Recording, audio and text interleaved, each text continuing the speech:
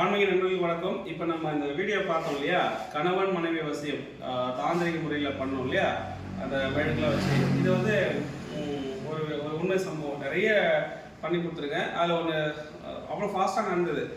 ஒரு அம்மா வந்து என்னென்னா, அவங்களுக்கு கல்யாணம் ஆகி சின்ன வயசுலேயே கல்யாணம் ஆகிடுச்சு. ஒரு 16-17 வயசுல கல்யாணம் ஆகிடுச்சு. 6 மாதத்தில் அவங்க கணவர் இருக்கிறார். உண்மை சம்பவம். 6 மாதத்தில் கணவர் இழக்கிறாரு. அதுக்குள்ளே அந்த அம்மா வந்து 3 மாதம் ப்ரெக்னெண்ட்டாக இருக்கிறாங்க. அந்த குழந்தைய இது பண்ண முடியல, அதாவது கரு கலைக்காமல் குழந்தைய பெற்று வளர்க்கணும்னு சொல்லிட்டு அதுக்கப்புறம் ஒரு வீட்டுக்கு வேலைக்கு போகிறாங்க. இவங்களுக்கு 16 வயசு தானே, அவங்க வசதியானவங்க. என்ன பண்ணுறாங்கன்னா, இந்த இவங்களையுமே ஒரு குழந்தையாகவே அவங்க பார்த்துக்கிறாங்க. அது வரைக்கும் அந்த குழந்தை பிறந்து தத்தெடுத்து வளர்த்து ஒரு பெரிய ஆள் ஆக்குறாங்க. அந்த ஒரு ஸ்டேஜுக்கு மேலே என்ன பண்ணுறாங்கன்னா, ஒரு அந்த பையனுக்கு வந்து கல்யாணம் பண்ணி முடிக்கிறாங்க. கல்யாணம் பண்ணி முடிச்சதுக்கப்புறமா அவங்க நினச்ச விஷயங்கள் முடியுது.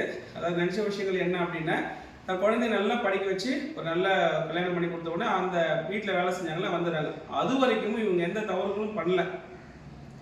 அதுக்கப்புறம் இவங்க வந்ததுக்கப்புறமா இன்னொருத்தர் வாடகை வீட்டுக்கு போகிற வேண்டிய ஒரு சூழ்நிலை. அந்த பையனை கல்யாணம் பண்ணி கொடுத்துட்டாங்க. அந்த வாடகை வீட்டுக்கு போகும்போது வாடகை கொடுக்கணும் இல்லையா, அப்போ இன்னொரு வீட்டுக்கு வேலைக்கு போகும்போது அங்கே இன்னொருத்தர் பழக்கமாக வராது.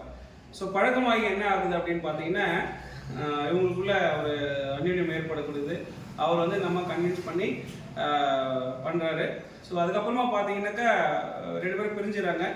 பிரிஞ்சதுக்கப்புறமா இவங்க வந்து நம்மகிட்ட கேட்குறாங்க, ஐயா இது மாதிரி என் நம்பரை பார்த்தா பிளாக் பண்ணிடுறாரு, ஃபோனை பிளாக் பண்ணி விட்டுறாரு, நான் அவரை என்கிட்ட பேச வைக்கணும், அவர் எங்கே இருக்காருன்னு கூட எனக்கு தெரியல, அவர்கிட்ட நான் பேசணும் அப்படின்ற மாதிரி சொல்கிறாங்க. இதே விஷயம் தான் பண்ணேன். ஸோ என்ன நடந்திருக்குன்னா, செஞ்சு இது மாதிரி 1 மாதம் அவங்க தலைகாணிக்கிற வைக்கணும்னு தான் சொன்னோம். இவங்க என்ன பண்ணியிருக்காங்கன்னா, அதே மாதிரி பண்ணியிருக்கிறாங்க. 1 வாரம் கழிச்சு இவங்களோட ஃபோன் வந்து உடஞ்சிச்சு. இவங்க அந்த வீட்டில் வாடகை இருக்காங்களே, அந்த ஹவுஸ் ஓனர் அம்மா ஃபோன் வந்து இவங்க வச்சுருக்கிறாங்க. அவர் என்ன பண்ணியிருக்காருன்னா, அந்த 1 வாரம் கழிச்சே இந்த அம்மாவுக்கு நிறைய ஃபோன் பண்ணிகிட்டே இருக்காரு. யாரை வசியம் பண்ணுமோ அவர் பண்ணிட்டு இருக்காரு. ஆனால் ஃபோன் சுவிட்ச் ஆஃப் வந்து, ஆனால் இந்த அம்மாவுக்கு தெரியாது. ஸோ ஆனால் ஒரே ஒரு க்ளூ என்ன அப்படின்னா, இந்த அம்மா இந்த வழியாக தான் அந்த வேலைக்கு போவான்னு சொல்லிட்டு அந்த ரோடு முனையில் வந்து அவர் நிற்கிறாரு. இந்த அம்மா அது வரைக்கும் என்ன பண்ணுறாங்கன்னா, அந்த ஹவுஸ் ஓனர் அம்மாவே தற்செயலாக அவங்களுடைய நம்பர் ஒன்று கொடுக்குறாங்க, இதை வச்சுக்கோங்க அப்படின்ட்டு. ஸோ போகும்போது நான் 1 வாரமாக ஃபோன் பண்ணுறேன், நீ ஏன் எடுக்கல அப்படின்னு. அப்போ தான் தெரியுது, ஒரு வாரமாக ட்ரை பண்ணி 1 வாரமாக என் ஃபோன் வந்து சுவிட்ச் ஆஃப்னு சொல்லியிருக்காங்க. அதுக்கப்புறம் அவர் நம்பரை வந்து இவங்க வாங்குறாங்க. வாங்கிட்டதுக்கப்புறம் பேசி இப்போ அவங்க 2 பேருக்குள்ள ஒரு புரிதல் வந்து இருக்குது. ஸோ இது என்ன அப்படின்னு பார்த்தீங்கன்னா, நீங்கள் கேட்கலாம், இது என்ன கள்ளத்தொடர்பா சேர்த்து வைக்கலாம். அப்படி கிடையாது. அவரும் திருமணம் ஆகாதவர், இவங்களுமே வந்து சின்ன வயசுல தன் வாழ்க்கையை எழுந்தவங்க. இந்த ஒரு விஷயம் நம்ம சோழி பிரசனம் போட்டு பார்த்து ஆர்வம் பார்த்து இவங்களுக்கு செய்யலாம், எந்த மிஸ்டேக்கும் கிடையாது, கள்ளத்தொடர்புலாம் கிடையாதுன்னு வந்ததுக்கு அப்புறமா தான் இந்த வேலையை செஞ்சோம். ஒரே ஒரு வாரத்தில் இந்த வேலை முடிஞ்சிருக்கு. இது எல்லாமே அவ்வளோ என்னோட குருநாதர் எனக்கு கற்றுக் கொடுத்த விஷயங்கள் தான். இந்த இடத்துல என்னோட குருநாதருக்கு வந்து நான் நன்றியை தெரிவிச்சுக்கிறேன். ஸோ அவ்வளோ அதிசக்தி வாய்ந்த முறை இது.